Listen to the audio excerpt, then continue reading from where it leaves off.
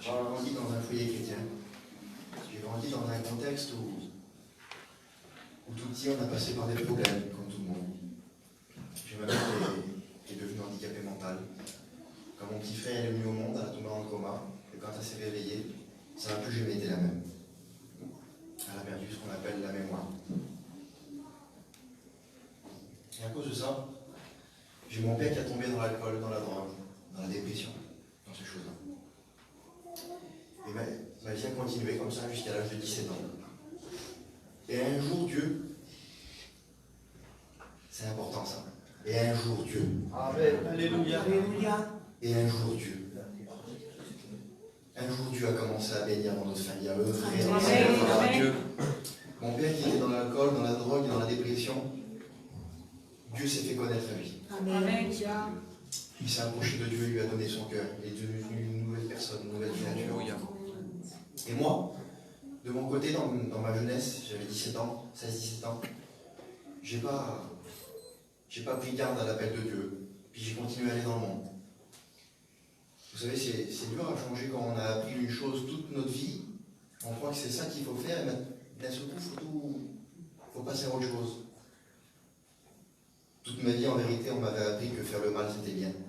Et je croyais que faire le bien, c'était faire le mal. Mais j'ai commencé à m'approcher des choses de Dieu et j'avais vu que mon père, il avait changé. Et un beau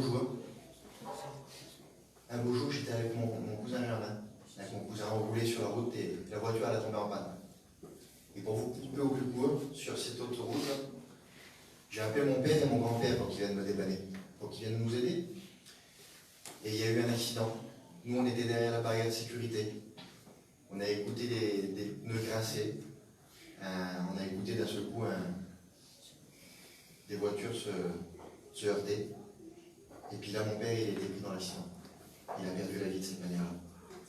Et à ce moment-là, moi, j'avais 17 ans. À 17 ans, la première des choses que je me suis dit, la première des choses que j'ai réalisées, c'est que quand la vie a fait mal à quelqu'un, ça s'arrête malheureusement, parfois jamais. On croit qu'on a assez souffert, parfois. On dit, ça y est, j'ai assez souffert. Ça va s'arrêter maintenant.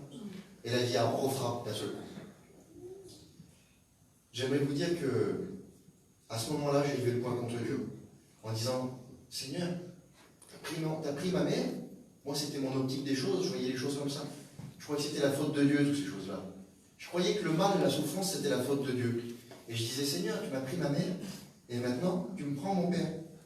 J'ai 17 ans, je me retrouve avec deux petits frères, et on n'a plus de père, plus de mère. Et à ce moment-là, j'étais détruit.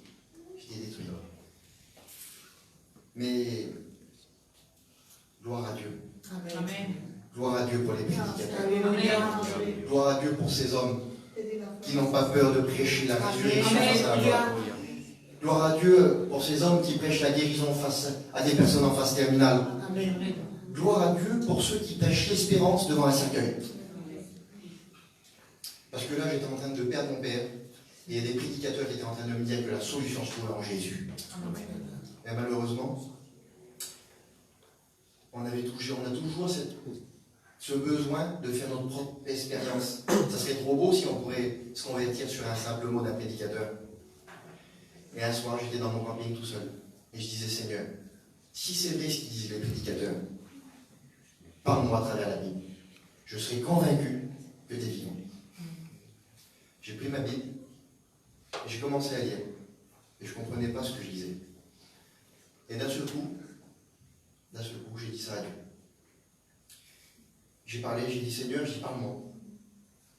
Et là, le Saint-Esprit apparaît dans mon cœur. Il m'a dit, va voir le dernier verset de l'Ancien Testament. C'est fort ce que je vous dis. C'est mon expérience. Tu peux la vivre aussi ce soir. Amen. Je vais faire cette expérience avec Dieu. Le Seigneur m'a dit, va voir l'Ancien Testament, le dernier verset. Et le verset, il disait, je ramènerai le cœur des pères à leurs fils et le cœur des fils à leurs pères. Alléluia. À ce moment-là, j'étais convaincu que la Bible, c'était la parole de Dieu. Gloire à Dieu. À ce moment-là, j'étais convaincu que Dieu était capable de parler aux hommes à travers de ce livre. Alléluia. Et de ça, j'ai commencé à aller dans une réunion, comme ce soir. Le prédicateur, il a prêché. Vous voulez que je vous dise? Réellement, je n'avais pas tout compris ce qu'il a dit. Mais par contre, comme il a dit, celui qui veut accepter Jésus-Christ comme son sauveur et maître, qui lève sa main à sa place, ça j'avais compris. J'avais compris qu'en levant ma main, j'étais pas en train de tester pour voir si Dieu existait, mais j'étais en train de dire, Seigneur, si toi, tu vis comme ta parole le dit, je te donne toute ma vie. Amen. Je te donne toute ma vie, Seigneur. J'étais en train de renoncer à ma vie si Dieu était capable d'œuvrer dans mon cœur. De cet instant-là, que j'ai donné mon cœur à Dieu, j'ai plus jamais été le même homme. Bien sûr que j'ai fait beaucoup d'erreurs depuis ce moment-là. Mais par contre, la paix que Dieu m'a donnée ne m'a jamais quitté. La joie qu'il m'a donnée, elle ne m'a jamais quitté. Cette consolation que Dieu m'a donnée, elle ne m'a jamais quitté. Aujourd'hui, en Dieu, j'ai trouvé une espérance. J'ai trouvé une consolation. Dieu m'a complètement consolé. Le monde, il avait détruit ma vie. Mais par contre, Jésus a rebâti sur moi. Jésus-Christ est le réparateur des péchés. Gloire au Seigneur. Vous qui passez par la séparation, venez à Jésus. La Bible dit qu'il donne la paix qui surpasse toute intelligence. Vous savez, la souffrance, elle ne vient pas de Dieu. Ce n'est pas Dieu qui fait souffrir les hommes. Non, elle vient du péché. Tu es en colère contre la souffrance, sois en colère contre le péché. Si tu es en colère contre le péché, accepte Jésus. Tu combattras le péché. Amen. Bon, Seigneur,